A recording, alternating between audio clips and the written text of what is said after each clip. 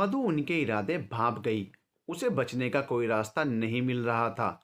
आखिर इस सुनसान जगह पर कौन उसे बचाता। वो आदमी अब धीरे धीरे उसके करीब बढ़ने लगे और मधु लाचारी से पीछे खिसकती जा रही थी।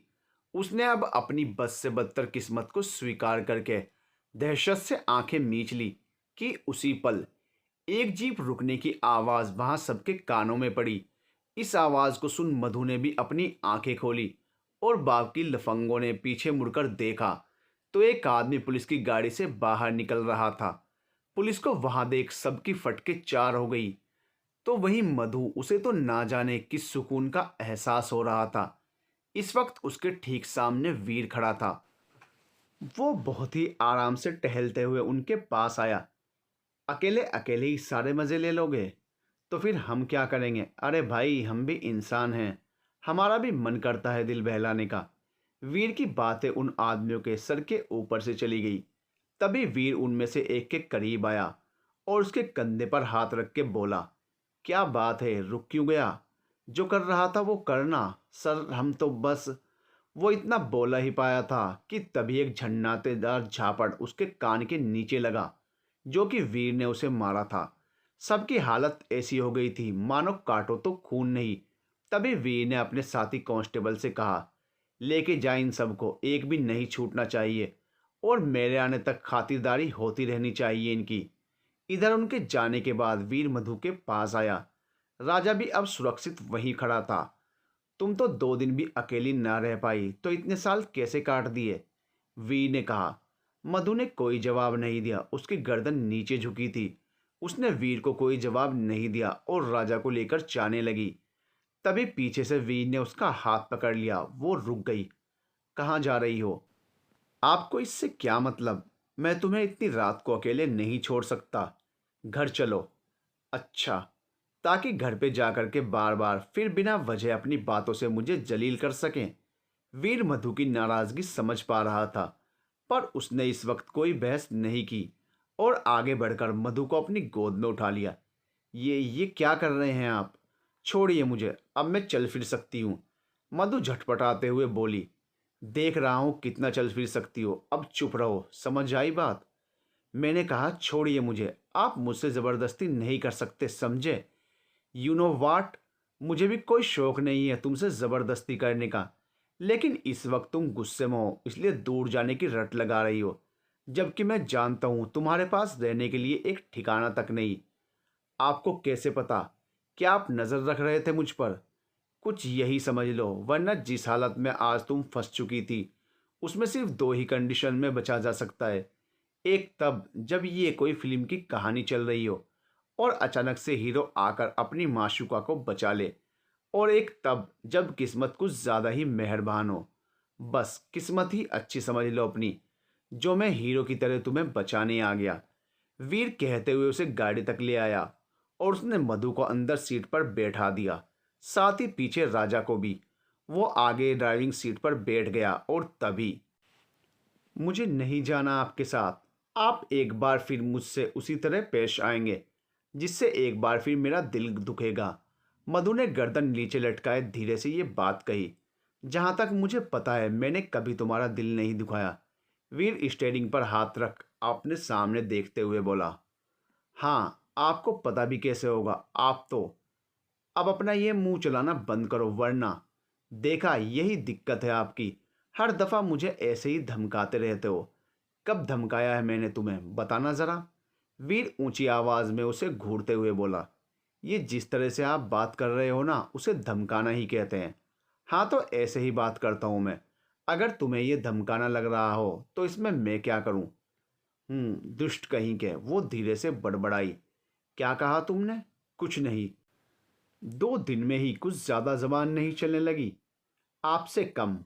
भूल रही हो तुम कौन हूं मैं? इंस्पेक्टर, जानती हूं।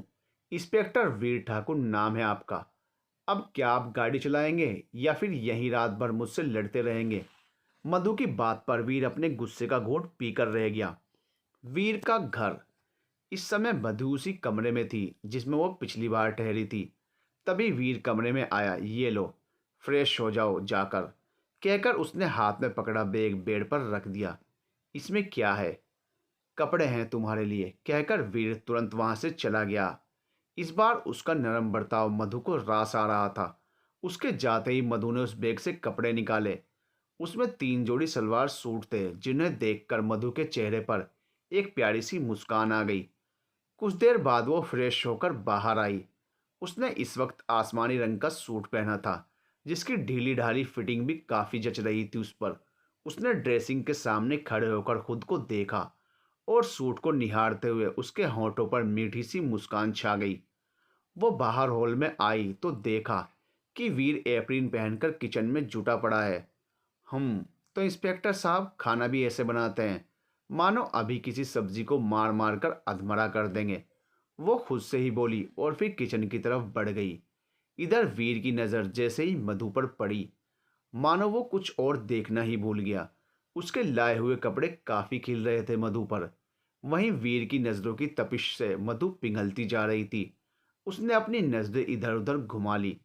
तभी वीर उसके करीब बढ़ने लगा। ये देख मधु के दिल की गति ने अलग ही रफ्तार पकड़ ली। वीर एकदम उसके नजदीक आ खड़ा हुआ, जहां मधु की नजरें झुकी थी। वहीं वीर उसके रूप को बिना पलक झपकाए निहार रहा था। अचानक मधु ने महसूस किया कि वो उसके चेहरे के बेहद करीब बढ़ रहा है। मधु की तो जान ही हलक में अटक गई। उसने कस के अपनी आंखें बंद कर ली। वीर की सांसें इस पल उससे अपनी गर्दन पर महसूस हो रही थी। तभी उसके कहे शब्द उसके कानों में पड़े। मानना पड़ेगा, खूबसूरत तो हो तुम, कहकर वो धीमे से पीछे हटा। उसने देखा मधु की आंखें अब भी बंद हैं, तो उसने तुरंत एक चुटकी बजाई, जिससे मधु ने आंख खोलकर अब उसे देखा, मानो एक हसीन सपने से बाहर निकली हो। तुम्हारा यूं शर्मा कर पलके झुकाने का मैं क्या तर्क निकालूं? वीर की इस बात पर शर्म के मारे मधु का गाल लाल पड़ गए। वो तुरंत 2 कदम पीछे हुई और बोली, न नहीं, मैं बस डर गई थी। हम ये डरने की अदा भी काफी हसीन थी, कहकर वीर हल्का सा उसे देखते हुए मुस्कुराया और वापस किचन की तरफ बढ़ गया। ये इन्हें क्या हो गया अचानक से? खाना तैयार है, आ जाओ, उसने कहा तो मधु डाइनिंग टेबल पर आ गई। राजा साहब सबसे पहले अपनी पेट पूजा करके बैठ चुके थे। वीर ने सारा खाना डाइनिंग टेबल पर सर्व किया।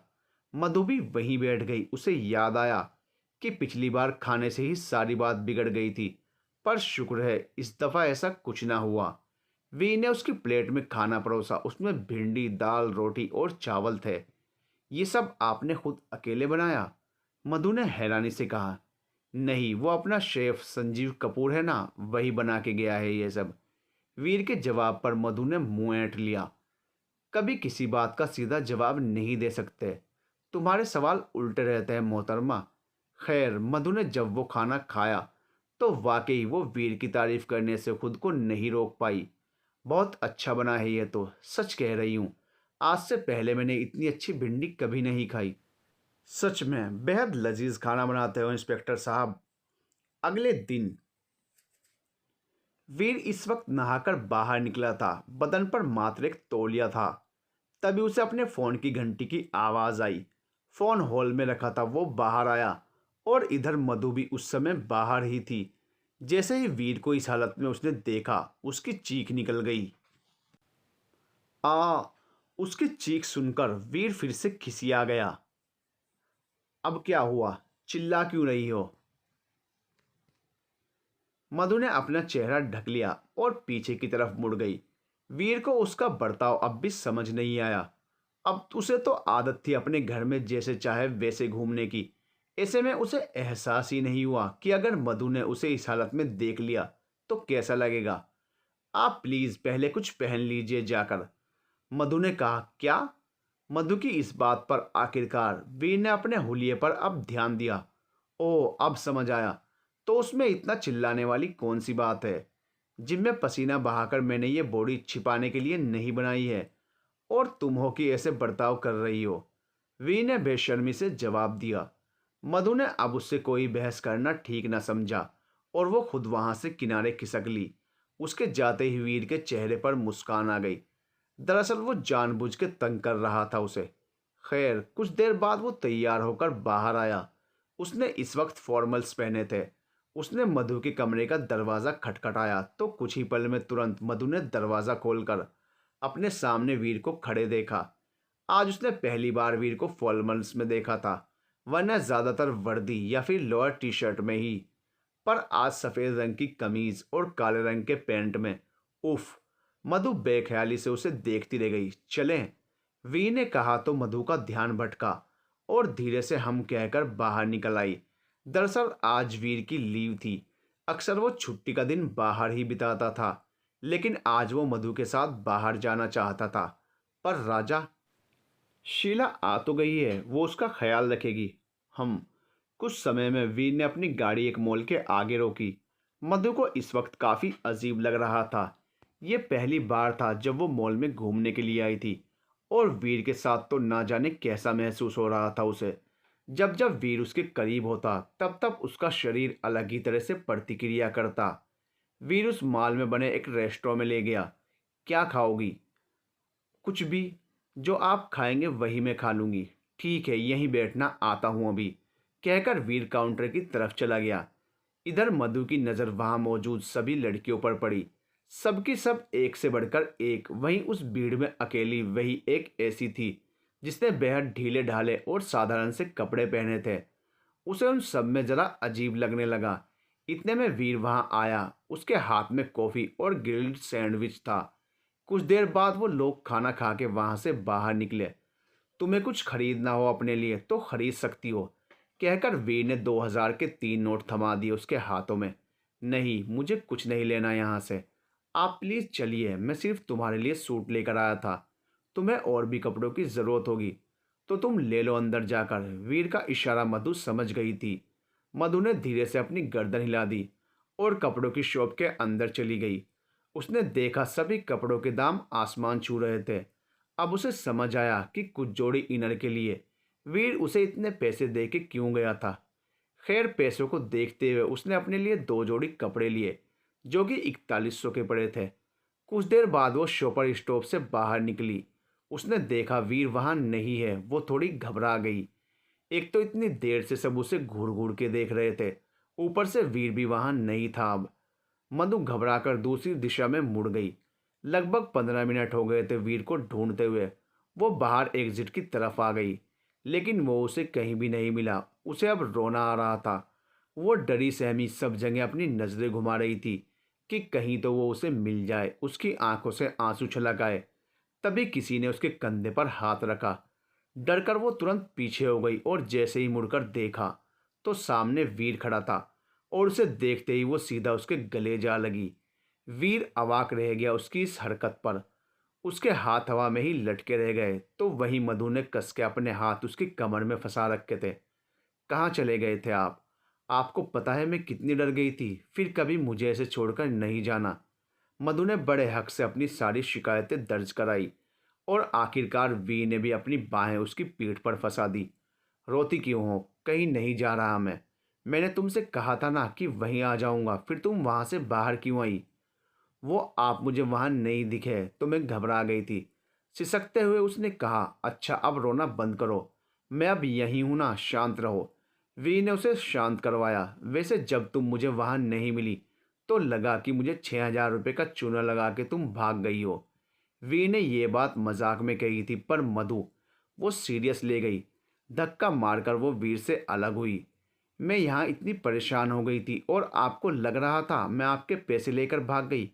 हद करते हैं आप भी, ना जाने कब तक चोरी का ताना कसते रहेंगे, कहकर गुस्से में उसने अपने हाथ में पकड़ा हुआ इनर का बैग और बचे हुए पैसे वीर के हाथों में थमा दिए। ये लीजिए अपने पैसे और सामान, नहीं ले रही मैं कुछ, कहकर वो गुस्से में पलटकर जाने लगी। अरे पैसों का तो ठीक है, पर इन कपड़ों का मैं क्या करूं? इन्हें तो मैं पहनता भी नहीं। वीर की इस बात पर मधु ने कस के अपनी आंखें बीच ली। छी, कितने बेशरम हैं, कहकर वो दोबारा मुड़ी और उस बैग को वीर के हाथों से छीनकर जाने लगी। तो मत पहनिए, कहकर वो फिर से तमतमाते हुए जाने लगी कि तभी वीर ने उसका हाथ पकड़कर उसे अपने करीब खींच लिया। मधु सीधा उसके सीने से जा लगी। उसके हाथ वीर के कंधे पर टिके थे और वीर गहराई से उसके गुस्से से लाल चेहरे को देख रहा था।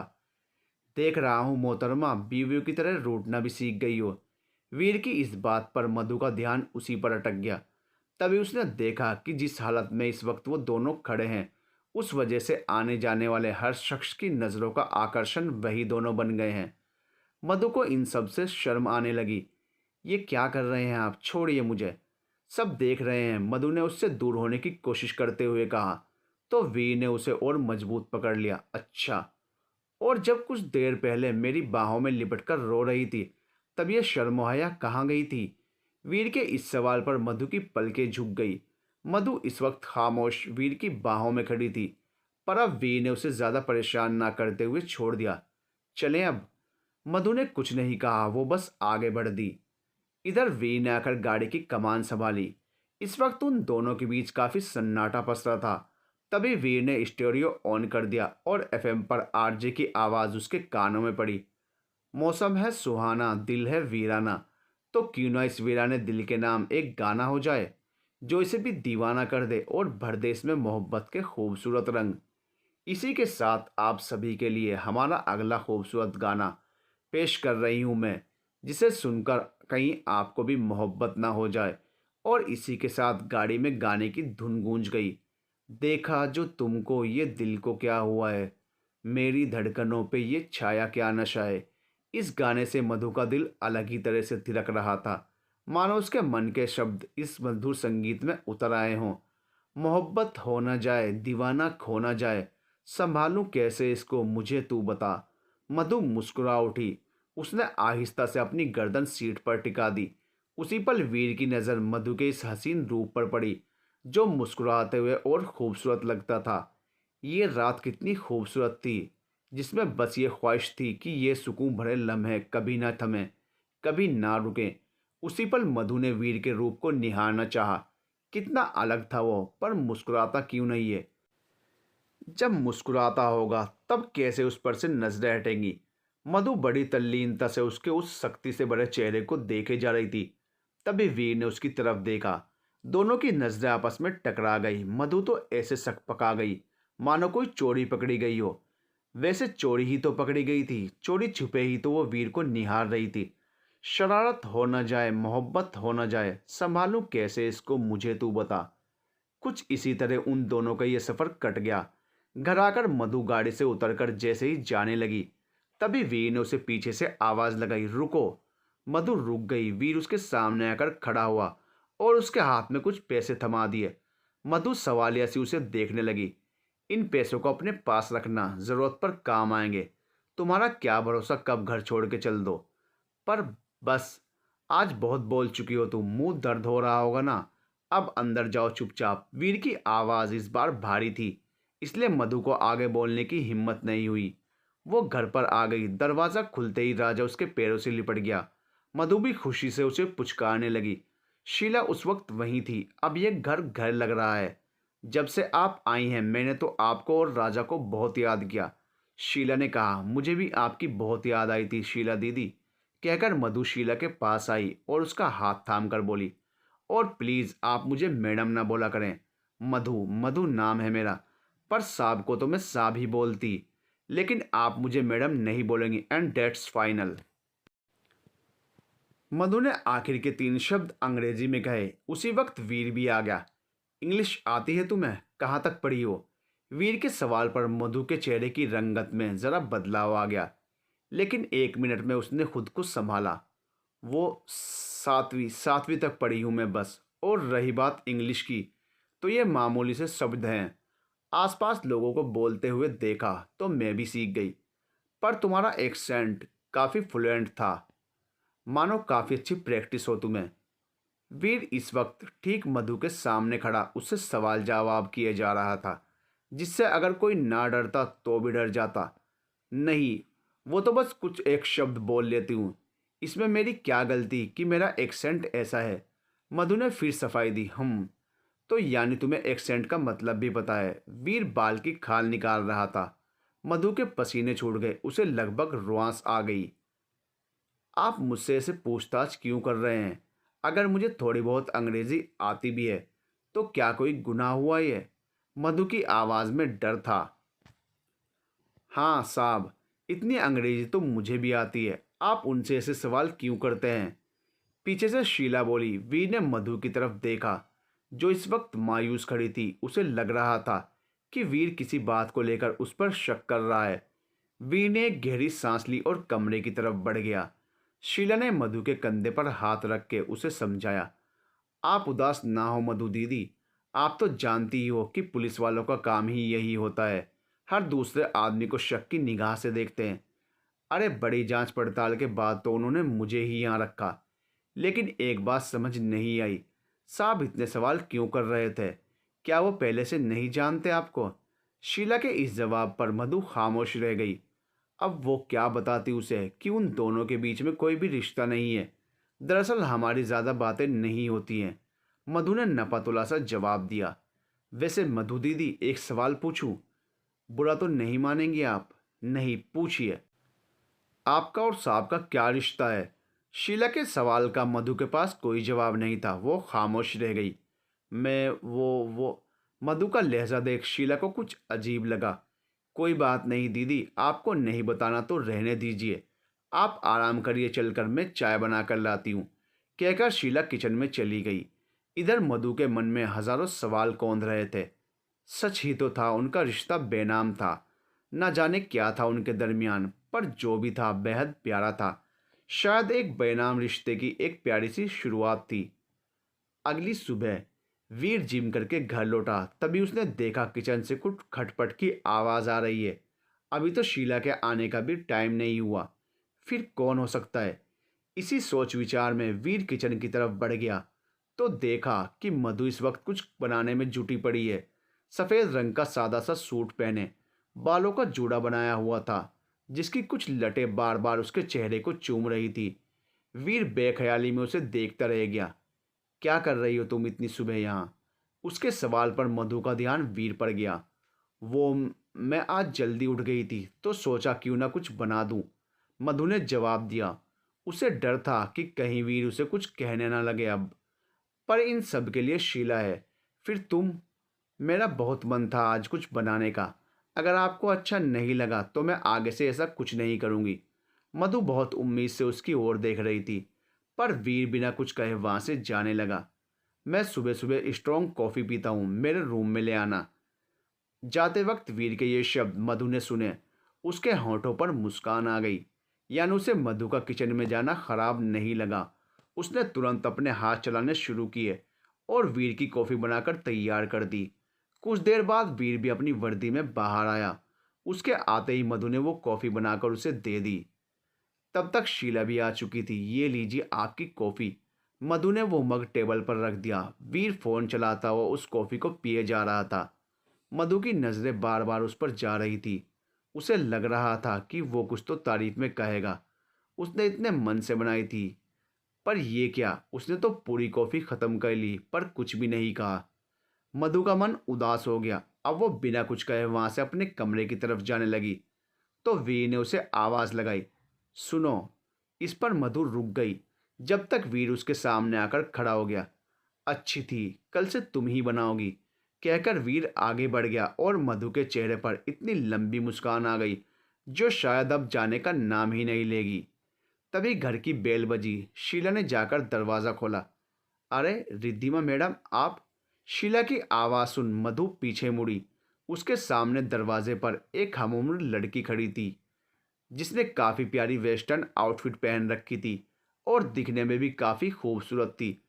तभी वो लड़की हॉल के सोफे पर बैठे वीर के गले जा लगी। उफ! उसे एक पल में मधु का कलेजा फट गया। हद तो तब हो गई जब वीर ने भी पलटकर उसे गले लगा लिया और इधर मधु की हालत खराब।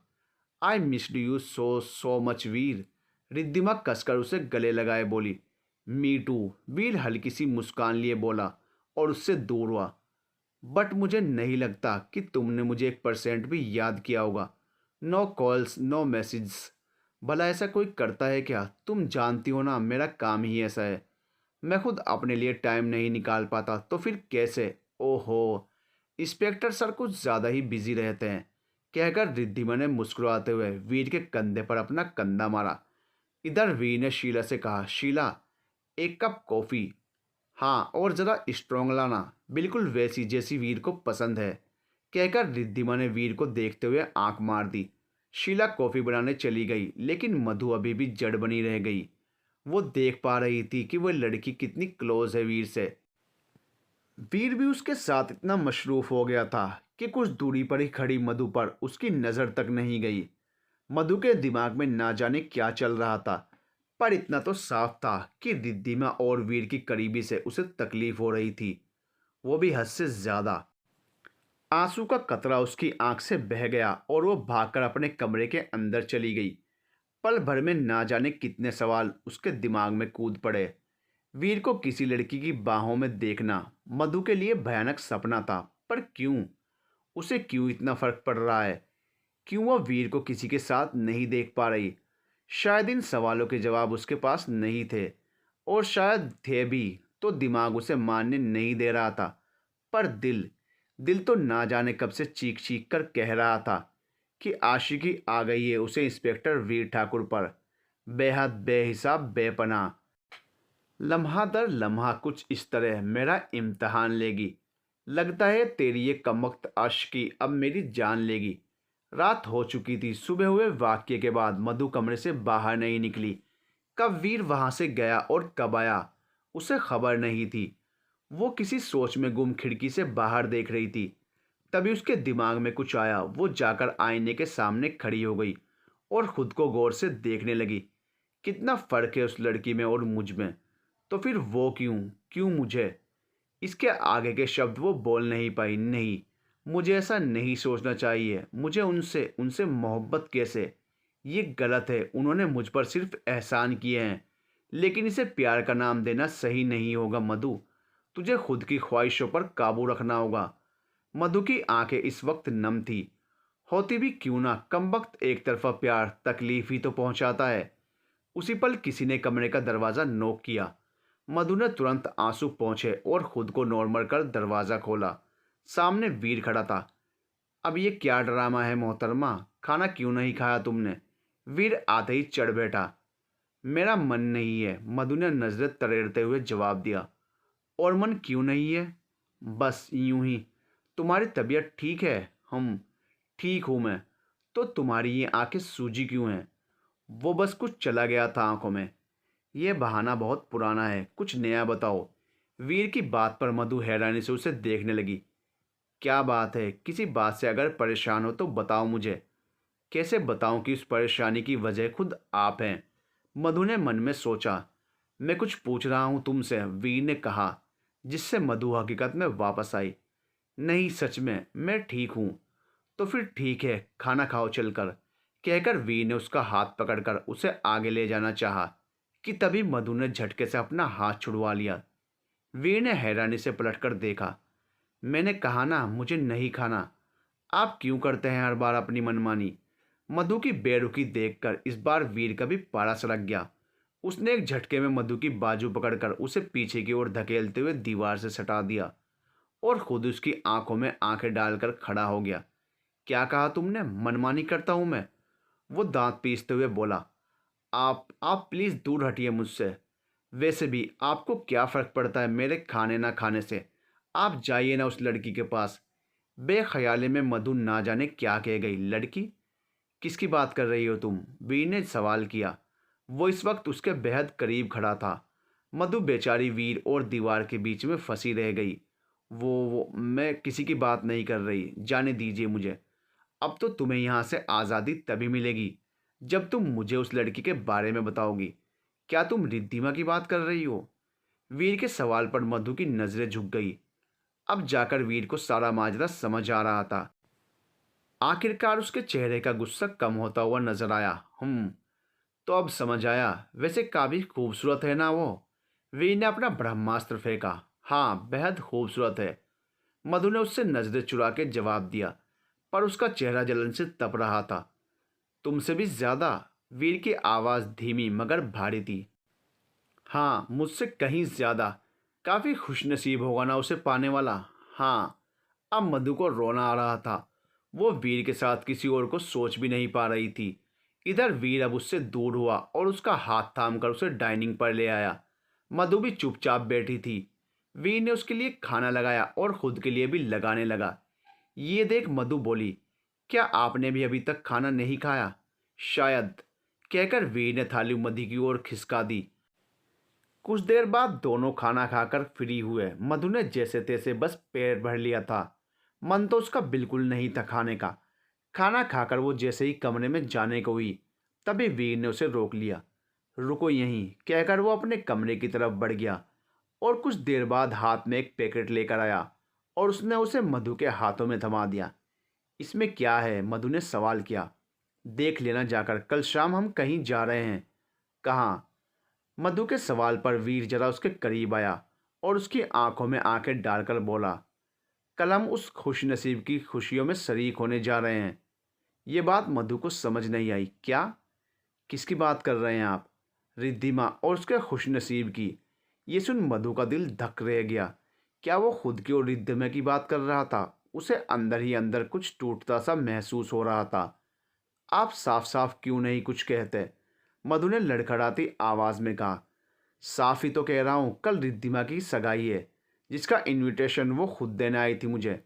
अब नो मोर क्वेश्चंस। अपने रूम में जाओ, गो। मधु के तो दिमाग ने ही काम करना बंद कर दिया। वो तुरंत अपने रूम में आ गई और गेट लगाकर उसी से टिककर खड़ी हो गई। उसकी सांसें इस वक्त तेज थी। उसके कान में बार बार वही शब्द गूंज रहे थे। कल रिद्धिमा की सगाई है, जिसका इनविटेशन वो खुद देने आई थी मुझे। तो यानी सुबह से बेवजह उसने अपना खून जला रखा था। मतलब रिद्धिमा और वीर के दरमियान ऐसा कुछ नहीं है जिसके बारे में सोच सोच कर उसने अपनी आंखें लाल कर डाली। उसने अपने तेज धड़क रहे दिल पर हाथ रखा और अचानक से मुस्कुरा उठी। ये मुस्कान कितनी खूबसूरत लगती थी उसकी सूरत पर वीर की मोहतरमा ने बेवजह रो रो कर खुद का नूर छीन लिया था। वो दौड़ते हुए आईने के सामने आकर खड़ी हो गई और उसने वीर का दिया हुआ लिफाफा खोला, जिसे देखकर उसका दिल धक से रह गया। उसमें एक बेहद खूबसूरत काले रंग की साड़ी थी। मधु का चेहरा खिल उठा। एक तरह से ये वीर की तरफ से पहला तोहफा था मधु के लिए। मधु के लिए ये साड़ी शायद अब सबसे कीमती चीज़ों में से एक होने वाली थी। उसने उस साड़ी को तुरंत गले लगा लिया और अब उसे खुद पर लगाकर आईने में देखने लगी। काफ़ी जच रही थी ये उस पर। उस रात तो ना जाने कब उसे नींद आई। ये रात उसके लिए सबसे खूबसूरत रातों में से एक हो चुकी थी। अगली सुबह मधु इस वक्त चहकते हुए वीर के लिए कॉफ़ी बनाने में जुटी थी। कुछ देर बाद वीर आ गया। उसने अपने कमरे में जाते हुए कहा, कॉफ़ी मेरे रूम में ले आना। उसकी बात सुन मधु कुछ ही पलों में उसके रूम तक पहुंची। उसने गेट नॉक किया। अंदर आ जाओ। वो अंदर गई। सही मायने में आज उसने एक कमरा देखा था। पिछली बार जब वो आई थी तब बेहद अंधेरा था।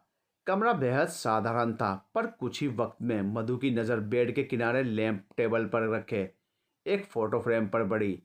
उस फ्रेम में वीर के संग एक लड़का था, जो शायद उसी की उम्र का होगा।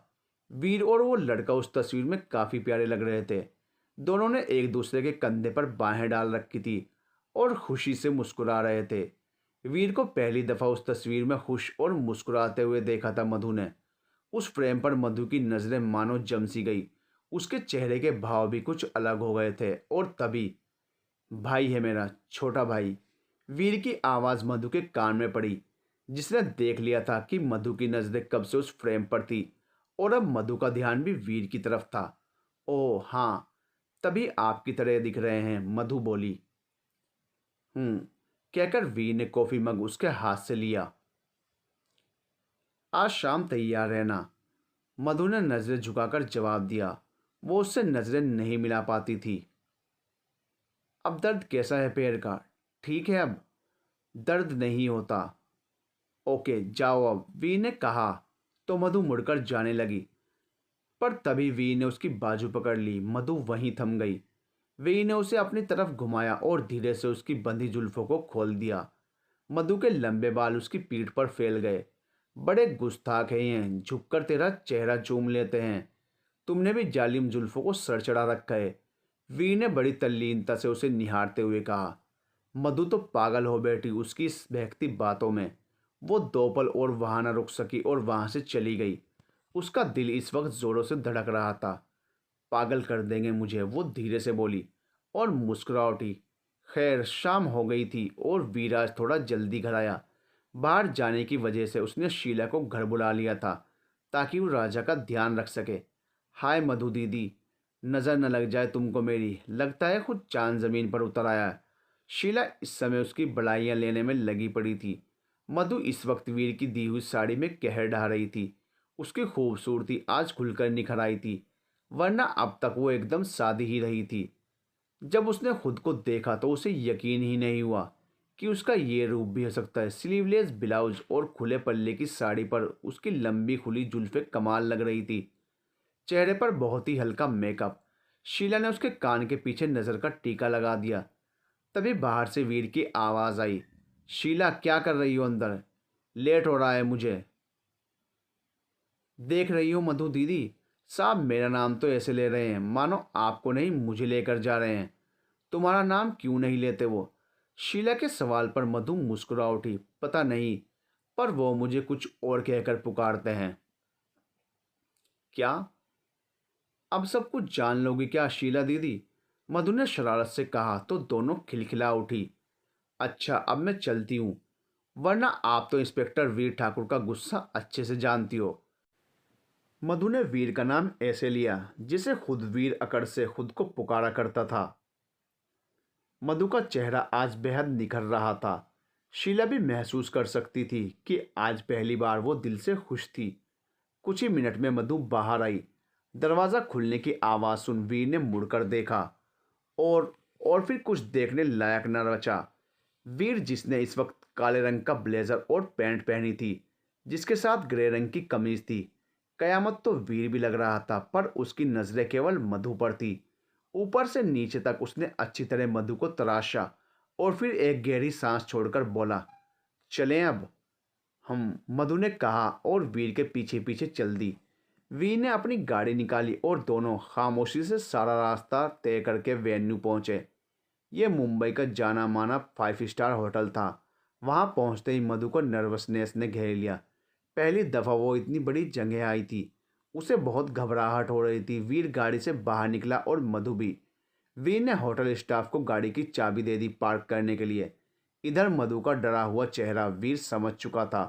उसने आहिस्ता से उसका हाथ थाम लिया तो मधु ने सिर घुमाकर उसे देखा। घबराओ मत, मैं हूं ना, वीर ने आश्वासन दिया उसे। मधु ने अपनी गर्दन हाँ में हिलाई और वीर के साथ चल पड़ी। अंदर पहुंचकर तो ऐसा लग रहा था मानो वो किसी जन्नत में आ गई हो। कितनी खूबसूरत थी ये शाम। हर ओर जगमगाती रोशनी, खूबसूरत सजावट और खूबसूरती से सजे लोग। सब कुछ बेहद उम्दा और दिलकश था। वो इन सब में मशगूल थी कि तभी वीर को किसी लड़की ने आकर हक कर लिया, जिस वजह से मधु का हाथ वीर के हाथ से छूट गया। ये होते ही मधु ने सबसे पहले अपने हाथ को देखा और फिर उस लड़की को। To be continued.